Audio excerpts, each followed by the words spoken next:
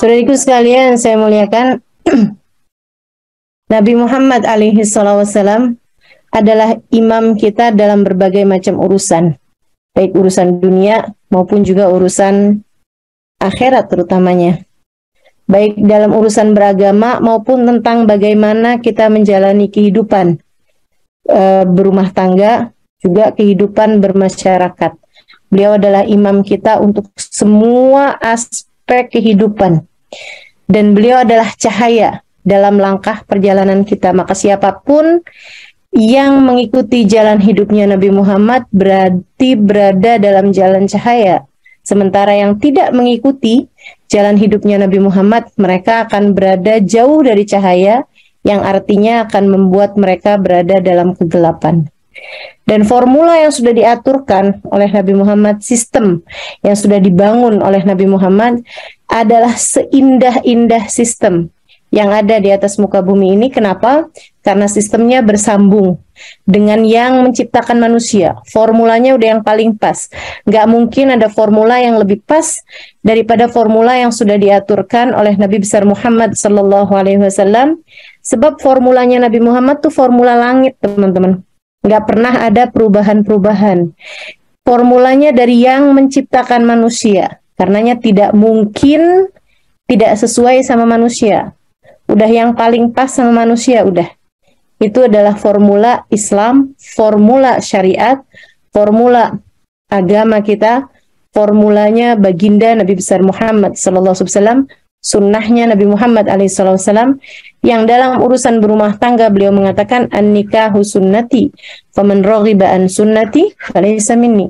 Nikah adalah formulaku, nikah adalah jalan hidupku, nikah adalah pilihan yang aku pilih untuk kehidupanku. Faman raghiba an sunnati, siapa yang enggan terhadap pernikahan, dia tidak termasuk dari golonganku.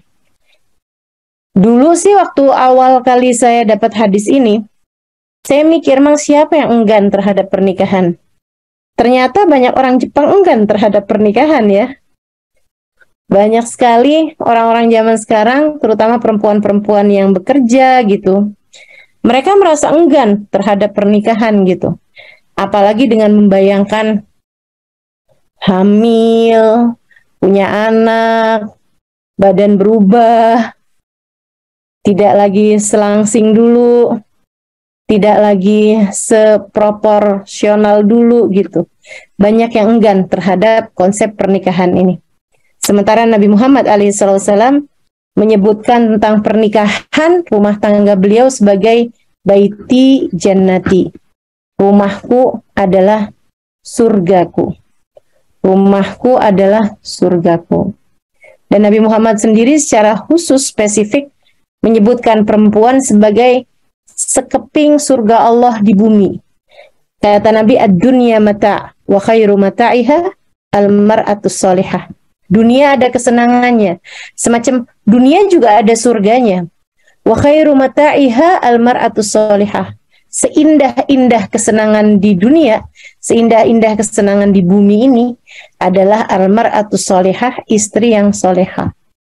Jadi semacam dunia ada surganya, dan sesurga-surganya dunia ini adalah istri yang solehah.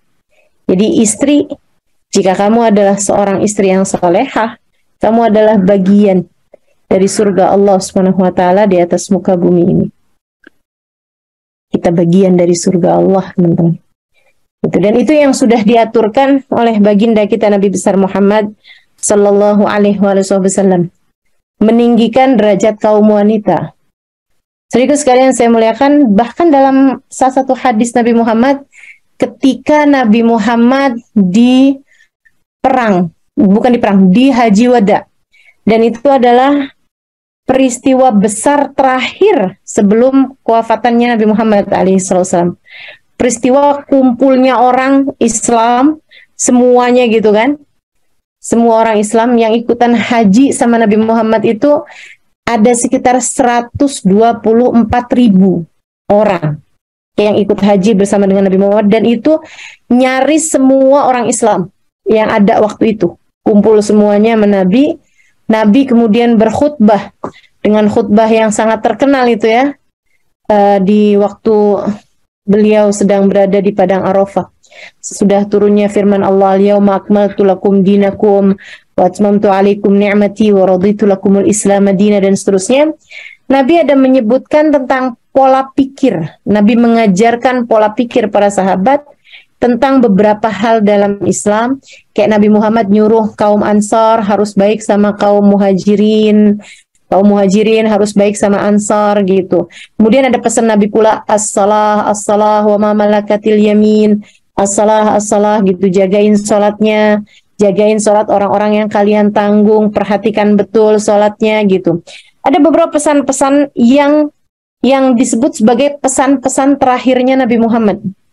Dan tentu orang kalau udah di saat-saat terakhir pasti akan berpesan dengan pesan-pesan yang paling penting.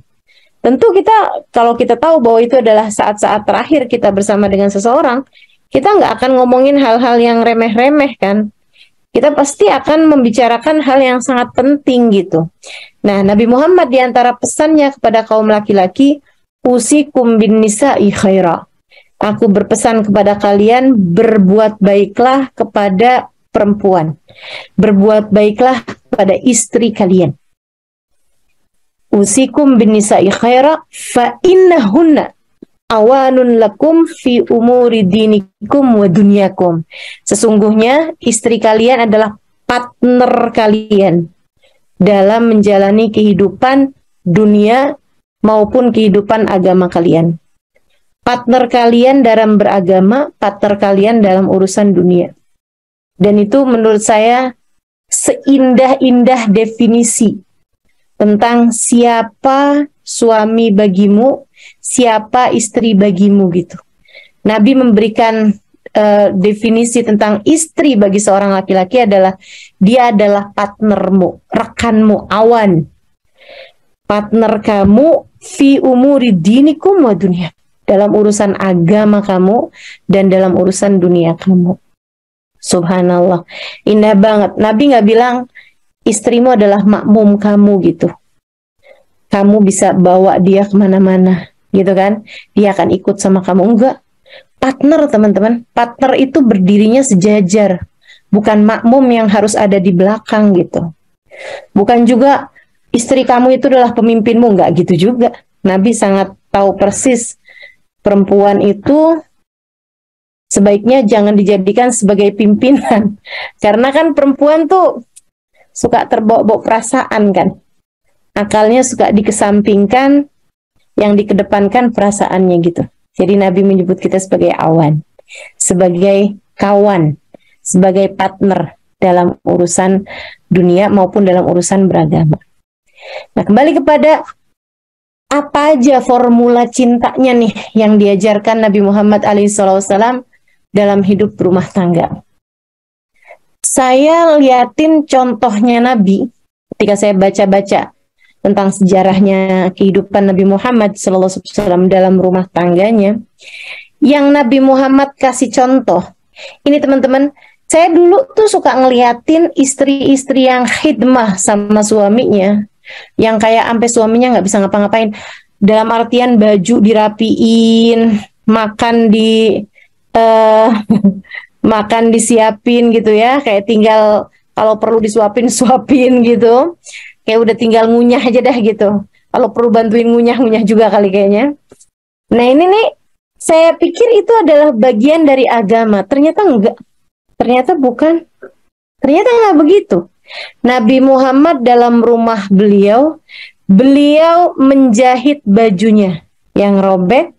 Nabi Muhammad terkadang memerahkan susu untuk susu kambing untuk keluarganya. Dalam artian kalau orang sekarang berarti kayak ini ya, ngangkatin galon gitu. Nabi Muhammad melaksanakan hal-hal yang seperti itu dalam rumah tangga.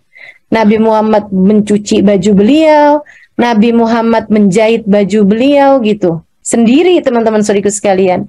Dan Nabi Muhammad juga membantu urusan-urusan rumah tangga istrinya. Bahkan saya pernah baca satu kisah di mana Nabi Muhammad salah satu istrinya yaitu Sayyidah Sofia ketika akan naik di atas unta, itu Sayyidah Sofia nggak keburu gitu naiknya karena beliau tidak tinggi ya. beliau pendek tubuhnya gitu, nggak nyampe nih. Walaupun untanya udah menunduk, tetap aja tinggi buat Sayyidah Sofiyah bintu Huyai. Nabi kemudian membungkukkan badannya, menjadikan paha beliau sebagai semacam tangga untuk naiknya Sayyidah Sofiyah. Luar biasa sekali teman-teman saya sekalian. Itu kayak yang orang laki-laki sekarang kerjakan, bukain pintu, enggak ada apa-apanya. Nabi menjadikan paha beliau sebagai tangga untuk Sayyidah Sofiyah naik ke atas untanya gitu. Jadi dalam Islam tuh kesetaraan bukan dalam artian kesetaraan gender ya, bukan, akan tetapi bahwa masing-masing menjalankan tugasnya dalam rumah tangga itu memang sangat ditekankan gitu. Itu yang saya anggap sebagai ya semacam formula cinta lah yang diajarkan Nabi Muhammad kepada para sahabat-sahabat beliau. Karena yang kita lihat dari rumah tangganya para sahabat-sahabat Nabi Muhammad alaihissalam itu ada hubungan yang sangat indah, bukan yang suami berkata kemudian istri dengan bersimpuh menjawab bala gitu ya, iya aja gitu, enggak gitu. Ada perbincangan antara suami dengan istri, ada ngobrol-ngobrol antara suami dengan istri, ada percakapan-percakapan yang sesekali didominasi oleh istri juga gitu. Seperti yang pernah saya dengar dari sebuah kisah bahwa ada seseorang yang ingin mengadukan istrinya yang galak pada Sayyidina Umar. Dia punya istri kayaknya galak banget nih gitu, suka ngomel-ngomel, suka marah-marah. Dia mau, saya aduin aja, dia mau khalifah di masa kekhalifahan Sayyidina Umar bin Khattab. Maka dia pun pergi ke rumah Sayyidina Umar bin Khattab, tapi di depan dia terdiam, di depan pintu rumahnya, nggak jadi ngetuk ketika dia mendengar suara istri Sayyidina Umar yang sedang bersuara tinggi. Jadi istri Sayyidina Umar lagi marah-marah gitu. Dia penasaran gitu, siapa sih yang lagi dimarahin? Ternyata yang dimarahin Sayyidina Umar. Sayyidina Umar dimarahin sama istrinya, gitu kan. Istrinya marah-marah. Dan Sayyidina Umar diam aja. Dan Sayyidina Umar bilang, marhaba. Baiklah, nanti akan saya usahakan. Kamu pokoknya udah marah-marah, istrinya nih suaranya kenceng banget. Dan dia biasa aja gitu. Sayyidina Umar dengerin aja sambil yang penuh dengan kesabaran. Oke, ya baik sayang, kalau mungkin di kita gitu ya. Oke sayang, tenang, enggak apa-apa. Baiklah, saya akan kerjain. Ya, sampai istrinya selesai marahnya. Habis itu Sayyidina Umar mau keluar, dapetnya ada laki-laki ini kan depan pintu. Kata Sayyidina Umar, kamu mau ketemu saya? Dia bilang, asalnya saya mau ketemu kau Sayyidina Umar, tapi sekarang nggak jadi lagi. Kenapa? Dia bilang, karena saya mau bertemu denganmu itu untuk mengadukan istri saya yang ngomel gitu kan. Terus, tapi saya nggak jadi karena saya lihat kamu juga diomelin istri juga gitu. Ini kayaknya kita senasib nih, daripada saya mengadukan istri saya gitu kan. Kayaknya jadi acaranya malah acara saling curhat gitu. Tapi saya penasaran, wahai Sayyidina Umar, mengapa engkau tidak menjawab ketika istrimu marah-marah? Sayyidina Umar menjawab, saya selalu terbayang, setiap kali dia marah-marah, saya selalu terbayang betapa lelahnya dia, betapa susahnya dia melahirkan anak-anak kami, betapa sakitnya dia ketika mengandung anak-anak kami, betapa sepenuh nyawanya dia melahirkan anak-anak kami, betapa dia telah memperjuangkan makanan, kesehatan buat anak-anak kami. Apa yang sudah dia lakukan untuk saya jauh lebih berat daripada sekedar omelan-omelan yang dia sampaikan kepada saya gitu. Luar biasa sekali nih ya. Jadi nih yang orang-orang sebut sebagai apalah, emansipasi lah, apalah gitu. Istri menuntut hak kepada suaminya, bla bla bla bla bla dan lain sebagainya. Itu sebenarnya tidak terjadi kalau semua orang melaksanakan apa yang sudah diaturkan secara Islam. Memandang istri sebagai awan, memandang istri sebagai kawan dan partner dalam berkehidupan dunia maupun dalam kehidupan beragama. Partner dalam mendidik anak-anak, teman-teman saudara sekalian. Nah terus jadi formulanya apa nih? Formulanya menurut saya cinta, satu cinta, saling cinta karena Allah. Nah ini karena Allahnya nih yang mesti ditekankan. Karena banyak orang berumah tangga, mereka saling cinta, tapi tidak karena Allah. Terus karena apa? Ya karena dorongan hawa nafsu belaka. Cinta-cinta yang cinta-cinta deh gitu, yang orang-orang sekarang selalu gembar-gemborkan dengan chemistry lah, apalah gitu ya. Bahkan istilahnya orang zaman sekarang, saya tuh ketika berjumpa dia serasa waktu berhenti berputar. Saat itulah saya tahu bahwa dia adalah orangnya. Gitu. Itu bahasa yang saya suka dengar orang-orang zaman sekarang suka banget tuh ngomong istilah itu tuh.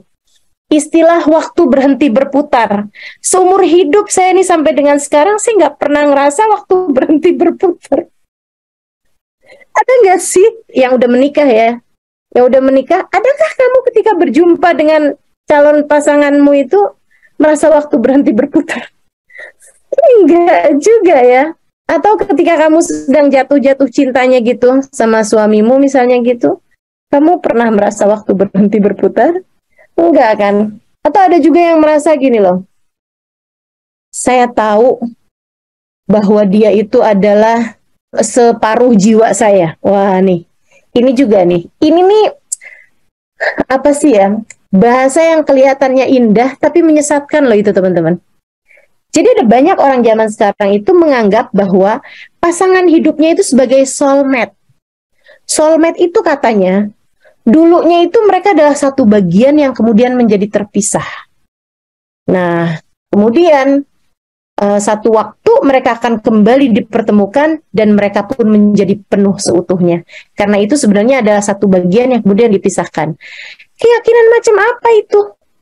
Nggak ada ceritanya kayak gitu teman-teman.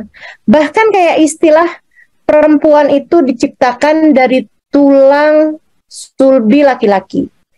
Itu adalah Sayyidah Hawa, diciptakan dari tulang sulbinya Nabi Adam alaihissalam. Tapi selebihnya manusia-manusia yang lain, laki-laki maupun perempuan, itu sama aja. Diciptakan dari, mohon maaf, air mani yang bertemu dengan indung telur perempuan, yakhruju min baini sulbi wat taraib gitu. Itu penciptaan umat manusia zaman sekarang semuanya gitu. Jadi yang diciptakan dari tulang sulbinya laki-laki itu hanyalah Siti Hawa, teman-teman sekalian. Kita yang lain enggak gitu. Jadi jangan kamu pikir bahwa perempuan ya, saya harus cari siapakah sebenarnya diri saya tercipta, dari sulbi siapa diri saya tercipta. Terus kamu pikir seorang laki-laki yang pernah menikah dengan 10 perempuan, misalnya nikah cerai gitu, sampai saya pernah dengar tuh ada yang pernah nikah sampai 15 orang gitu kan, nikah cerai sampai 15 kali gitu. Lah dia habis dong sulbinya. Nggak gitu ceritanya gitu. Jadi tidak seperti itu teman-teman saya sekalian. Laki-laki perempuan sama aja, sama-sama diciptakan dari air mani imbaini sulbi wat taraib, yang bertemu dengan indung telur perempuan gitu. Nah, itu jadi cara pandang kita terhadap pasangan itu salah kalau kemudian kita melihatnya sebagai soulmate misalnya. Separuh hidup saya adalah dia gitu, jangan. Kalau kamu kehilangan dia, hidup kamu sisa separuh loh gitu. Dia adalah jantung hati saya. Terus kalau kamu kehilangan suami kamu nggak punya jantung, nggak punya hati gitu, ya gitu juga kan gitu. Enggak. Siapa suami bagimu adalah seseorang yang Allah Subhanahu wa taala telah mengikatkan kalian berdua. Wa akhadna minhum mitsaqan ghalidha. Kata Allah, dan aku telah ambil dari kamu kaum laki-laki kepada istri kalian mitsaqan, sebuah ikatan, sebuah perjanjian ghalidha yang sangat kuat. Suami istri adalah seseorang yang diikatkan Allah, bukan siapa-siapa. Malah kalau misalnya suami atau istrinya itu siapa-siapa, misalnya saudaraan gitu kan, malah nggak boleh kawin. Jadi kan aslinya kan bukan siapa-siapa gitu. Mungkin saudara tapi jauh gitu kan, yang udah nggak dianggap lah gitu. Terus disatukan oleh Allah Subhanahu wa taala, diikatkan mitsaqan ghalidha, sebuah mitsak, sebuah tali, sebuah perjanjian ghalidha yang sangat tebal, yang sangat kuat gitu. Jadi kalian berdua adalah seseorang yang telah diikat oleh Allah Subhanahu wa taala dengan ikatan yang kuat. Jangan pernah mau dipisahkan oleh selain Allah. Jadi ikatan itu adalah ikatan Allah, dan Allah yang bilang bahwa ikatan itu adalah ikatan yang sangat kuat. Gitu. Itu Allah mengenalkan kepada kita tentang siapa pasangan bagimu. Nabi Muhammad sudah ngasih tahu pada kaum laki-laki, fa innahunna awanun lakum. Dia adalah partner kalian dalam menjalani kehidupan gitu. Maka itu cara pandang kita terhadap suami kita, cara pandang kita terhadap pernikahan. Sebuah ikatan kuat yang diikat oleh Allah Subhanahu wa taala. Maka yang telah disatukan Allah, jangan biarkan siapapun merusaknya. Jangan biarkan hawa nafsu memutuskannya. Jangan biarkan setan menjadi penyebab rusaknya atau putusnya ikatan yang telah diikat oleh Allah Subhanahu wa taala tersebut. Cintailah suamimu karena Allah. Karena Allah yang mengikatkan kalian berdua, teman-teman. Karena Allah yang mengikatkan antara suami sama istri gitu. Nah, kalau kita udah benar mencintainya karena Allah dan benar menjalankannya sesuai dengan jalan Allah, Allah lah sendiri yang akan menjaga ikatan tersebut. Bukan hanya terpisah dengan kematian, akan tetapi akan terus bersatu sampai keduanya masuk ke dalam surga Allah Subhanahu wa taala. Itu pernikahan dalam konsep Islam. Mudah-mudahan kita dapat melakukannya insya Allah. Jadi yang udah nyatuin kita Allah, bukan hubungan cinta, rasa gitu kan. Kayak yang itu tadi, chemistry lah, apalah, inilah, itulah, segala macam.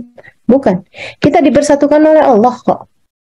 Gitu. Karenanya, saya sih sering sampein tuh sama anak-anak remaja di mana-mana gitu kan. Gak usah pacaran. Pacaran membuatmu jadi nggak punya pilihan. Pacaran membuatmu jadi nggak punya pilihan tentang jodoh gitu. Orang kalau udah pacaran nih kan, akhirnya kan hatinya terpaut sama satu orang ini. Dia ngerasa dia nggak bisa nikah kalau nggak sama dia gitu. Kamu jadi membatasi pilihan. Jadi harus dia gitu. Jadi kamu nggak bisa ngeliat tuh jeleknya dia. Kamu nggak bisa tahu gitu. Baik buruknya dia. Hati kamu udah terlanjur cinta sama dia gitu. Kamu membatasi pilihan dengan kamu berpacaran, gitu. Nah terus mestinya kayak gimana? Kalau ada laki-laki yang mendekatimu, wahai muslimah, kalau ada yang mendekatimu, diistikharahkan, ditanyakan kepada Allah, gitu kan? Minta dia untuk melamar kamu kalau memang memungkinkan, gitu. Atau kalau enggak, misalnya kalian sama-sama ada di negara perantau gitu kan, sama-sama saling merantau gitu, kamu bisa ada laki-laki yang mengistikharahkan, bilang aja, saya punya hidup cuma sekali, saya nggak mau menjalaninya dengan gelimang dosa. Saya hamba Allah, kamu juga hamba Allah, kita nggak mau menjalani kehidupan dengan gelimang dosa. Maka kalau kamu memang serius sama saya, mari kita beristikharah gitu. Kamu serius apa enggak gitu kan? Kamu nih mau deketin saya untuk pacaran atau untuk nikah? Kalau dia bilang untuk nikah misalnya begitu, nah yuk mari istikharah gitu. Kita istikharah kan, kalau udah hasilnya bagus, bismillah, tentukan tanggal pernikahan, pacarannya ntar aja kalau sudah akad.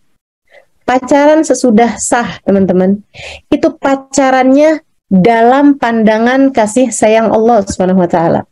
Saya pernah baca satu hadis, Allah tuh nggak suka sama orang ketawa-ketawa cekikikan gitu, kecuali dari pasangan suami istri. Pasangan suami istri tuh mereka ketawa-ketawa, bercanda-bercanda, Allah tetap sayang sama mereka berdua. Tapi kalau orang pacaran, bukan dalam rumah tangga, dalam maksudnya bukan sesudah sah, gitu ya, bukan sesudah akad gitu. Artinya pacaran yang haram itu tidak berduaan laki-laki dan perempuan, kecuali yang ketiganya setan, kata Nabi Muhammad alaihissalam. Sehingga yang kamu libatkan dari sejak awal adalah setan. Kalau udah kayak begitu modelnya, udah kayak begitu caranya, setannya kamu undang-undang terus-terusan. Emangnya setan mau? Kalau udah kamu nikah, kemudian setannya pergi begitu aja? Oh, nggak ada. Kalian sudah melibatkanku dari sejak awal. Nggak begitu gampang dong. Kamu minta saya meninggalkan kalian berdua. Dan setan itu sama orang yang pacaran, dia tugasnya itu menjerumuskan kalian berdua sampai kepada perzinaan. Sementara terhadap rumah tangga, tugasnya setan ganti teman-teman untuk bisa memusahkan keduanya.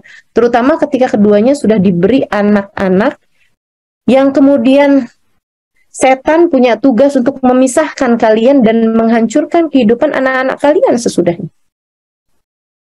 Maka cintailah pasanganmu karena Allah. Tapi Ustazah, saya dulunya nggak tahu, sekarang ini udah terlanjur jadi suami saya gitu. Dulunya saya pakai pacaran ini apa, ya udah. Mau gimana lagi? Gak kemudian ya udah kita ulangin lagi dari awal. kita putus, kita istikharah dulu. Kita ini dulu yang nggak gitu juga gitu ya. Yang sekarang sudah ada ya udah gitu kan. Ya dinikmati aja gitu. Tinggal diubah cara pandangnya terhadap suami kamu tersebut gitu. Ya itu tadi, kamu cintai dia, kamu sayangi dia karena Allah Subhanahu wa taala. Jadi formulanya, aturannya adalah satu, saling cinta karena Allah. Karena Allahnya itu jangan diilangin. Kita nih dipersatukan dalam akad nikah yang Allah menyebutnya sebagai mitsaqan ghalidha, sebagai tali yang sangat kuat. Kita diikat, kita berdua diikat oleh Allah Subhanahu wa taala. Maka mari saling menjaga ikatan ini sehingga tidak akan pernah terputus oleh siapapun dan oleh apapun. Yang sudah disatukan Allah, jangan biarkan terputus oleh apapun. Saling cinta karena Allah. Jadi kita melihatnya, dia adalah orang yang telah Allah Subhanahu wa taala takdirkan sebagai pendamping hidup saya. Saya laksanakan tugas saya dengan baik. Semoga dia pun juga dapat melaksanakan tugasnya sebagai seorang suami dengan baik. Dan mari bersama-sama menuju surga Allah Subhanahu wa taala. Saling mencintai karena Allah. Itu nomor satu. Kemudian, teman-teman saudariku sekalian, formulanya itu adalah untuk saling menghargai satu sama lain. Saling menghargai satu sama lain. Dan kalau kamu ngerasa suami saya tidak cukup menghargai saya gitu, kalau kamu begitu, dimulai aja dari dirimu sendiri aja dulu teman-teman. Karena perlakuan orang lain itu semacam timbal balik. Semacam timbal balik. Semacam kayak jawaban salam gitu loh. Perlakuan kita kepada orang lain, perlakuan orang lain kepada kita itu semacam pantulan suara gema. Kalau kita ada di pegunungan, gitu ya, ada di gua tuh, kita kalau bilang kamu cantik, nggak mungkin pantulannya kalau kamu jelek nggak mungkin. Pasti kalau kamu cantik, jawabannya kamu cantik, kamu cantik, kamu cantik, seperti itu. Kamu baik, kamu baik, kamu baik, kamu baik, kayak begitu.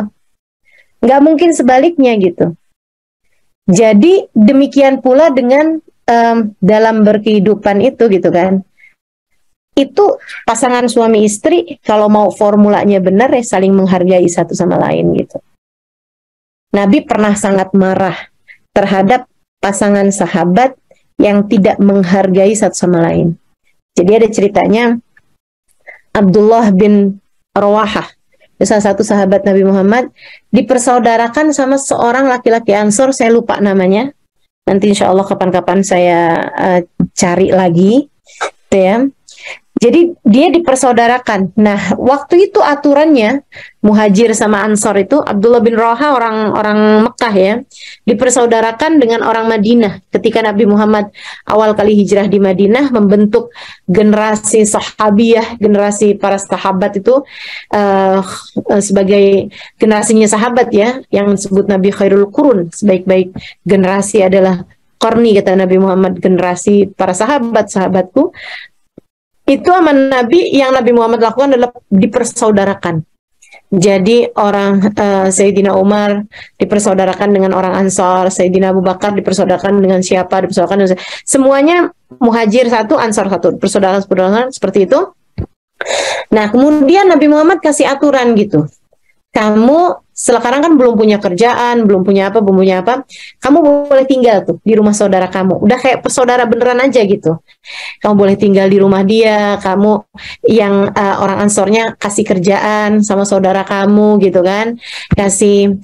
Dan dari cintanya orang-orang Ansor kepada orang Muhajirin, dipersaudarakan oleh Nabi Muhammad, mereka tuh sampai bilang, ambillah, saya punya 2 rumah, pilihlah rumah mana yang lebih kamu sukai untuk jadi tempat tinggal kamu gitu. Bahkan ada di antara mereka, saya punya 2 orang istri, pilihlah dari 2 istri saya mana yang lebih kamu sukai untuk kamu nikahi gitu.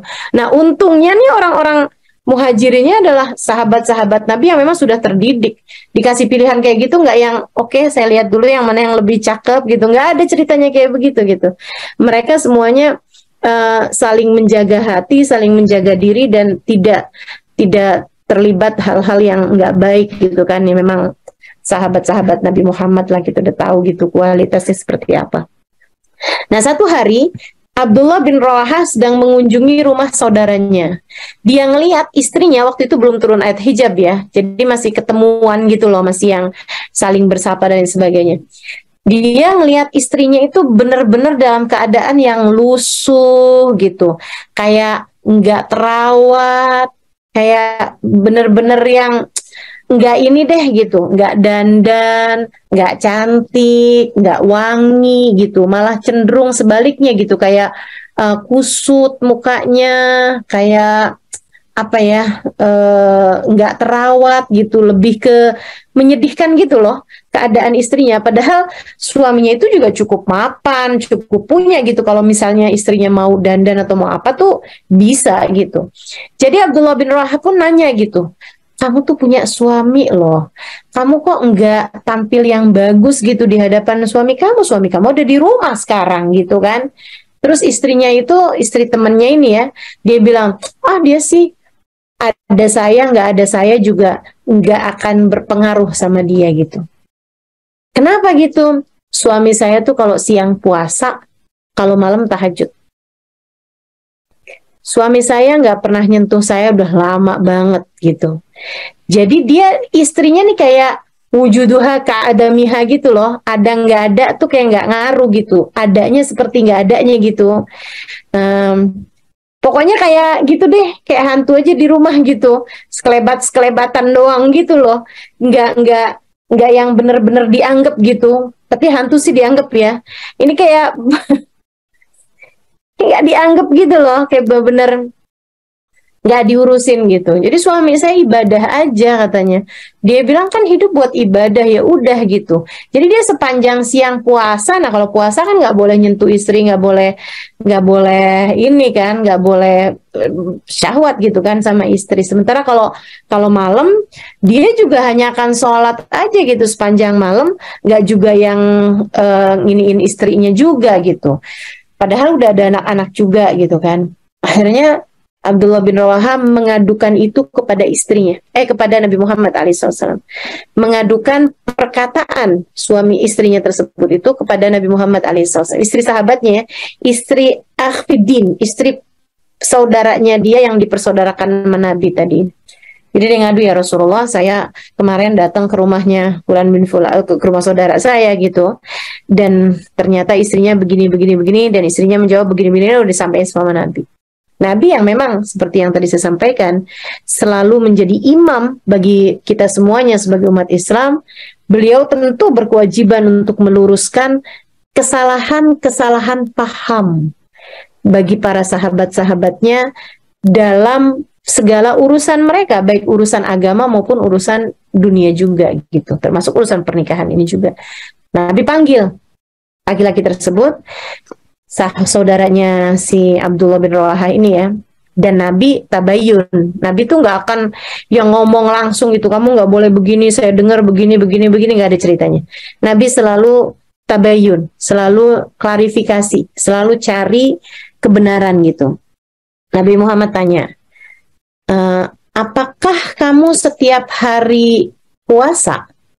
Dan dia dengan bangga bilang, iya Rasulullah, kecuali hari raya doang saya nggak puasa. Idul Fitri, Idul Adha, sama 3 hari tasyrik saya nggak puasa. Tapi sisanya semua hari saya puasa dong Rasul. Gitu, kayak bangga banget gitu kan. apakah setiap malam itu kamu sholat sepanjang malam? Iya Rasul, saya sholat sepanjang malam, saya tidurnya kalau pagi Rasulullah. Gitu kan, bisa saya sholat subuh barengan, jamaah menabi, pulang, terus dia tidur gitu. Mungkin sampai jelang duhur atau apalah. Nah, jadi dia bilang, dia tuh kalau malam memang isinya sholat malam, kalau siang isinya dia puasa gitu. Kata Nabi, jadi kamu nggak pernah mendekati istrimu? Enggak Rasul. Jadi kamu nggak pernah bercanda-bercanda dengan anak-anakmu gitu? Enggak Rasul. Ya dia memang sibuk dengan ibadah aja gitu kan. Nabi marah kepada laki-laki tersebut, sama Nabi disuruh dia tinggalin itu. Kata Nabi Muhammad, innama ana atqakum. Sesungguhnya aku adalah yang paling bertakwa di antara kalian. Artinya, Nabi yang paling tahu jalan cara mendekat kepada Allah tuh kayak gimana gitu. Nabi yang paling paham caranya ngedeket kepada Allah tuh kayak gimana, Nabi dong yang paling tahu dong. Nabi kan manusia paling dekat sama Allah SWT. Innama ana atqakum, kata Nabi. Saya adalah orang yang paling bertakwa di antara kalian. Dalam artian, saya adalah orang yang paling ngerti cara mendekat kepada Allah. Sebab saya adalah yang paling dekat dengan Allah SWT.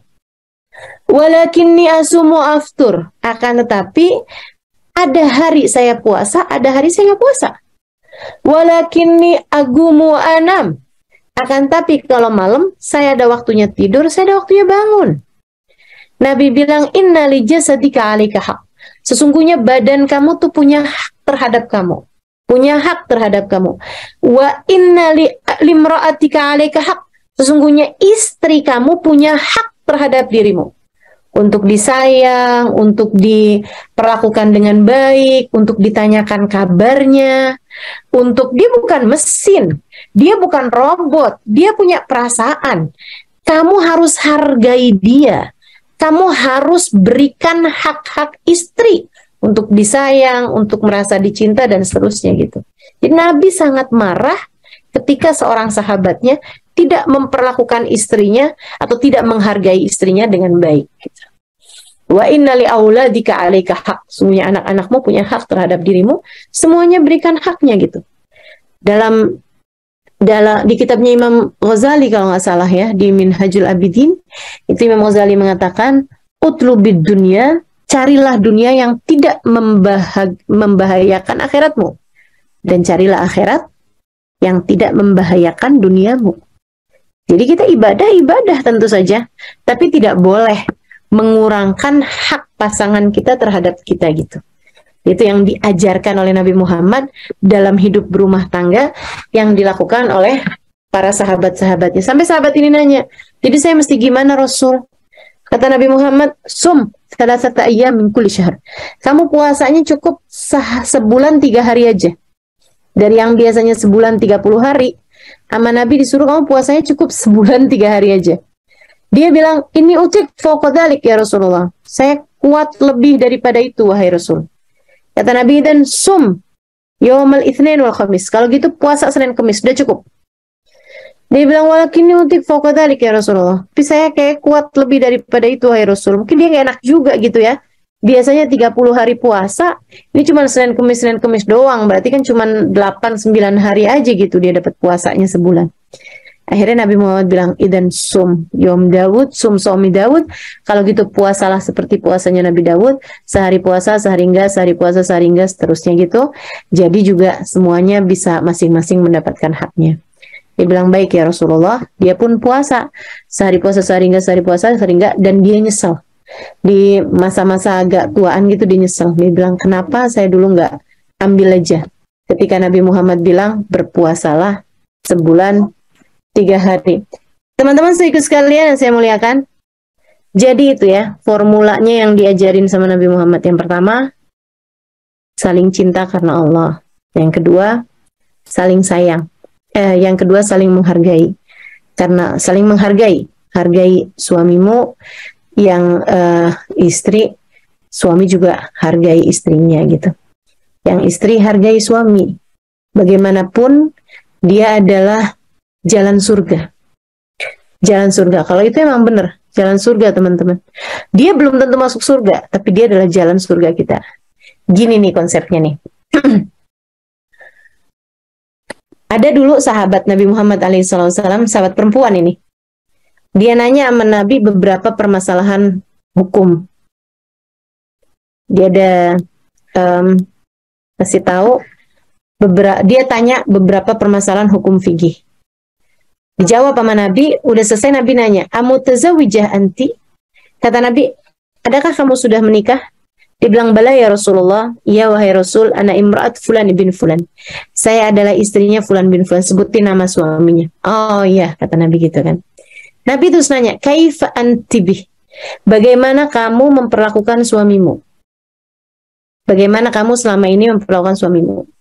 Dia jawab, "Saya berusaha untuk mentaatinya, wahai Rasulullah. Saya berusaha untuk menghormatinya, menghargainya, memuliakannya semampu saya." Gitu kan? Artinya dia sudah memperlakukan suaminya itu ya yang Nabi Muhammad suruh deh gitu. Alhamdulillah suami saya, maksudnya alhamdulillah rumah tangga kami baik. Saya memperlakukan dia dengan sebaik-baiknya seperti yang kau perintahkan. Nabi senang banget. Kemudian Nabi Muhammad bilang, "Fangduri ilaih fa innama huwa jannatuki wa naruki." Perhatikan betul bagaimana kamu memperlakukan suamimu, karena sesungguhnya dia adalah jalan surga bagimu ketika kamu taat padanya, ketika kamu membahagiakannya, ketika kamu menghormatinya, dan jalan neraka bagimu ketika kamu menghinanya, merendahkannya, menghancurkan hatinya gitu. Jadi suami bisa jalan surga bagi kita ketika kita benar memperlakukan dia, dan dia bisa jadi jalan neraka bagi kita ketika kita menghina dia, tidak menghargai dia, tidak memperlakukan dia dengan baik gitu. Nah, jadi memang kedua-duanya ya, Nabi Muhammad sangat marah ketika ada suami tidak menghargai istrinya, seperti saudaranya Abdullah bin Rawahah tadi itu. Dan Nabi Muhammad juga sangat senang ketika mendengar kabar tentang seorang perempuan yang sangat menghargai suaminya dan menjadikannya kayak semacam istilah dalam bahasa Arab tuh, ala aini wa ro'si gitu. Di atas mata dan kepala artinya dijunjung tinggi-tinggi gitu. Jadi gitu ya, jalan surga gitu. Kunci surga dia yang pegang biar bagaimanapun. Jadi harus kita hargailah. Takutnya ntar kunci surganya dihilangin, kita susah nyarinya. Kunci surganya takutnya ditelan, kita susah mau nyarinya. Jadi itu teman-teman, inget-ingetin terus aja kunci surga dia gitu. Dia adalah kunci surga kita, saling menghargai. Kemudian yang ketiga teman-teman, kalau kita mau tahu formula yang diajari Nabi dalam berumah tangga gitu ya, sehingga mudah-mudahan rumah tangga kita itu terbangun surga dari sana gitu, adalah saling sabar. Saling sabar. Karena hidup nggak pernah ideal buat siapapun. Hidup tidak pernah ideal untuk siapapun. Sama halnya dengan nggak ada rumah tangga ideal, nggak ada. Nggak ada.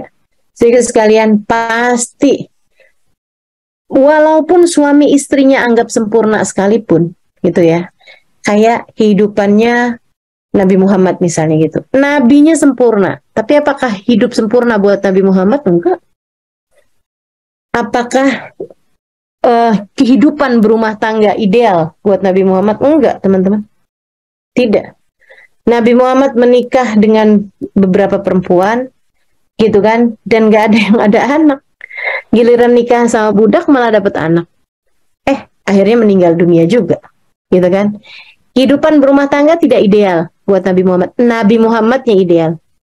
Arti ideal di sini maksudnya sempurna ya. Kehidupan berumah tangga, kehidupannya buat Nabi Muhammad tidak sempurna. Meskipun Nabi Muhammadnya sempurna. Dan sempurna pula beliau dalam menjalani kehidupannya gitu. Makanya jadi panutan buat kita sekalian. Karena dunia tidak sempurna buat siapapun, karena rumah tangga tidak pernah ideal buat siapapun, maka cara kita menjalaninya adalah di saat rumah tangga kita sedang tidak ideal, sedang diuji dengan berbagai macam kesulitan dalam berumah tangga, sabarlah. sabarlah. Sabarlah. Harus sabar. Kalau lagi susah, yang sabar gitu. Kalau lagi miskin misalnya gitu, kekurangan ekonomi maksud saya ya, kekurangan secara ekonomi gitu, ya sabarlah gitu. Udah berumah tangga sekian lama belum ada anak, yang sabar. Misalnya ada datang seseorang yang dalam pandanganmu lebih baik dari suamimu, lebih menjanjikan dari suamimu, yang sabar. Jangan kemudian ada yang baru, yang lama ditinggalkan gitu kan. Yang sabar, hati kamu mesti yang sabar. Itu adalah ujian kamu dalam berumah tangga gitu. Buat yang laki-laki juga seperti itu, yang sabar gitu dalam berkehidupan gitu kan. Istri kamu kurang apa misalnya gitu, yang sabar, kasih tahu gitu, kasih tahu, sampaikan. Kamu juga begitu gitu kan.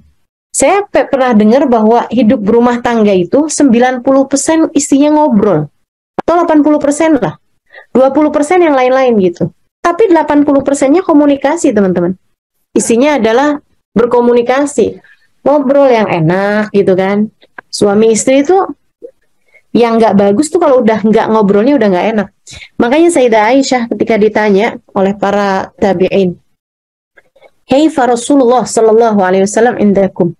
Bagaimana Nabi Muhammad alaihi wasallam di dalam rumah kalian? Karena kami kalau ada di hadapan Nabi, ka'anna ula ru'usinat thair, kayak ada burung di atas kepala kami. Kami takut kalau kami angkat kepala gini, burungnya terbang. Jadi kami kalau di hadapan Nabi itu nunduk aja gitu, kayak ada burung di atas kepala kami gitu. Kata para sahabat kayak begitu. Kalau di rumah, Nabi sama istrinya gimana? Sayyidah Aisyah ditanya. Sayyidah Aisyah mengatakan, "Innahu ka'ahadikum yukallimuna wa nukallimu, yudahikuna wa nudahiku, ghaira annahu idza adzana muadzin gama min bainina ka'annahu la ya'rifuna wa la na'rif."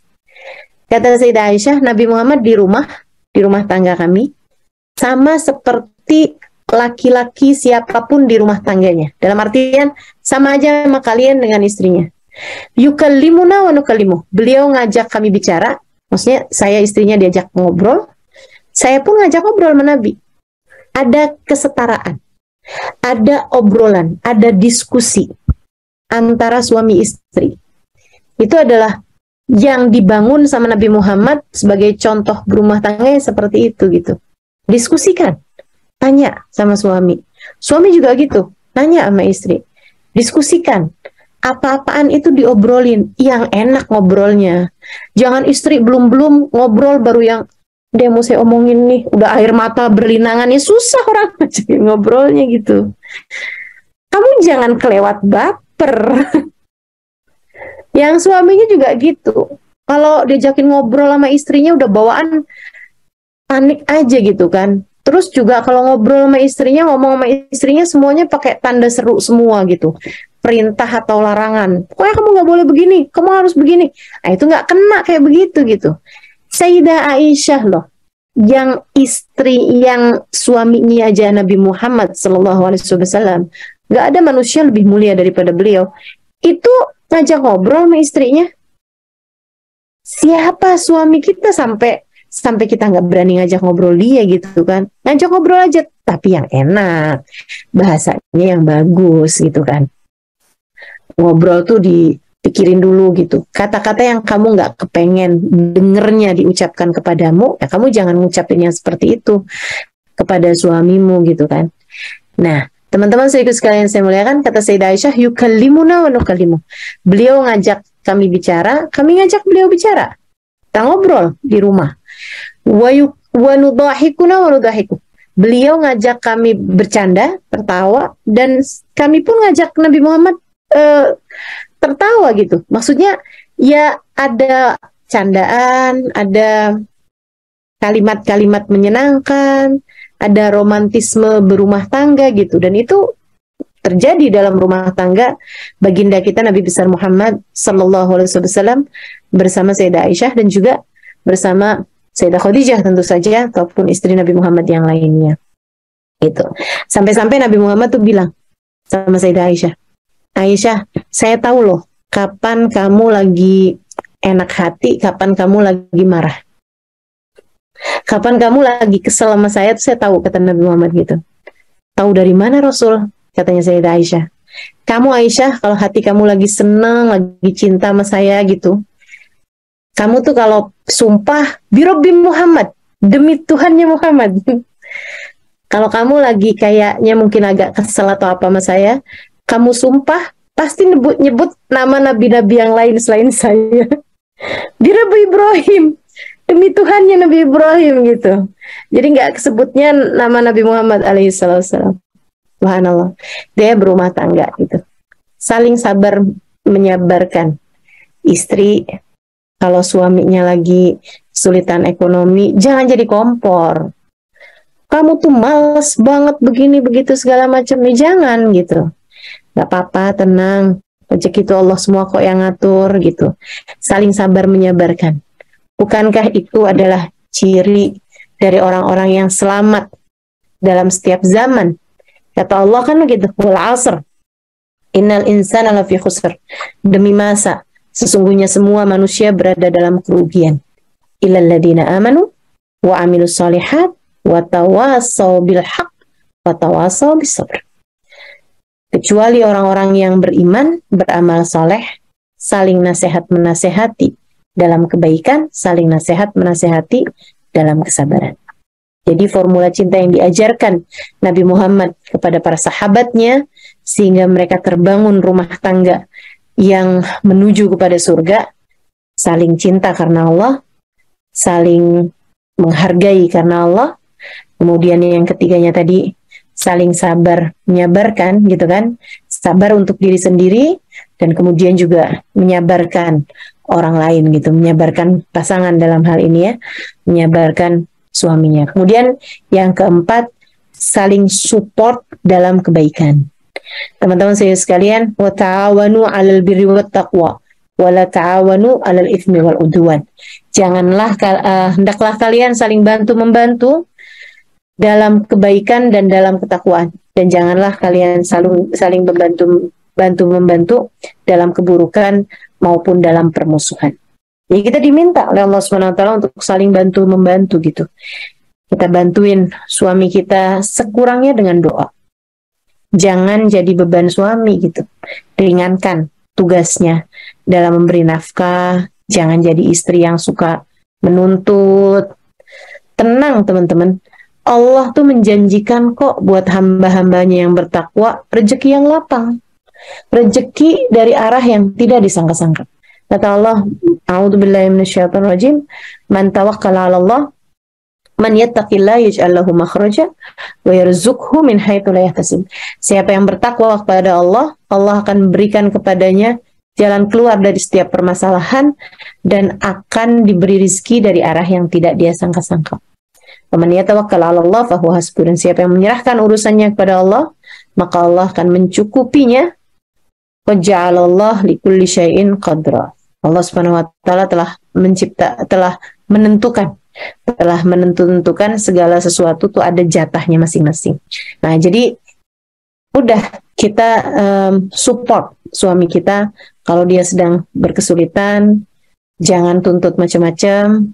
Rezeki itu Allah semua yang ngatur gitu kan. Kita bantu dengan doa. Demikian pula dengan kalau suami kita sedang dalam keadaan kurang baik agamanya misalnya, support terus, support dia, kasih peringatan, maksudnya diingatkanlah, nggak usah segitunya juga sih nyari dunia, apalagi sampai berani sama yang haram, kita nih mau mati loh, jangan lupa gitu kan.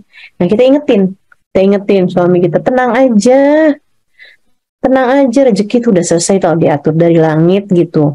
Gak usah sampai segitunya kamu sampai berani-berani ninggal sholat gitu. Udah tenang aja. Apa sih juga yang kamu takutkan? Kan saya juga gak pernah minta macam-macam juga gitu. Udah kita jalanin bareng-bareng aja. Saling sabar menyabarkan gitu kan. Saling support dalam kebaikan-kebaikan gitu. Sekurangnya kita doakan terus aja. Doain suamimu bersama dengan doa-doamu, doakan keluarga kalian gitu. Dan salah satu dari yang diajarkan oleh baginda kita Nabi besar Muhammad SAW. Kalau mau pasangan rumah tangga tuh jadi adem gitu, tiap masuk rumah baca ayat kursi. Selain dari ucap salam, kita masuk rumah baca ayat kursi, itu insya Allah mudah-mudahan hatinya jadi adem. Dan kalau misalnya gitu, misalnya dalam rumah tangga ada masalah-masalah gitu, cobain juga tiap masuk kamar baca laqad ja'akum rasulun min anfusikum azizun 'alaihi ma anittum harisun 'alaikum bil mu'minina raufur rahim. Baca ayat laqad ja'akum rasulun min anfusikum azizun 'alaihi ma anittum harisun 'alaikum bil mu'minina raufur rahim. Saling support dalam kebaikan, cobain untuk selalu sholat berjamaah. Kalau memungkinkan, sholatlah dengan berjamaah bersama dengan suami. Ya, setidaknya kan biasanya subuh mah bisa lah ya berjamaah ya. Subuh jamaah, isya juga kalau udah sama-sama pulang ke rumah gitu, bisa juga berjamaah gitu kan. Usahakan ada sholat berjamaah. Sebab sholatul jamaah tajma'ul qulub. Katanya guru saya Hubabah Maryam dulu ngajarin, kalau pengen rumah tangga harmonis, kerjainlah sholat berjamaah, sebab sholat berjamaah itu menyatukan hati, nyatuin hati. Anak-anak juga usahakan bisa saling sholatnya berjamaah gitu, bersama dengan sekeluarga gitu. Itu teman-teman saudaraku sekalian, apa yang bisa saya sampaikan mengenai formula cinta dari para sahabat Nabi kita Muhammad SAW yang diajarkan oleh baginda kita Nabi besar Muhammad SAW, sehingga mudah-mudahan dapat terbangun surga dalam rumah tangga kita. Rabbana dhalamna anfusana wa illam taghfir lana wa tarhamna lanakunanna minal khasirin. Rabbana atina fid dunya hasanah fil akhirati hasanah wa qina adzabannar. Bifadli subhana rabbika rabbil izzati amma yasifun. Wassalamun alal mursalin walhamdulillahi rabbil alamin. Mudah-mudahan dapat mengamalkannya. Ila hadratin Nabi. Al-Fatihah.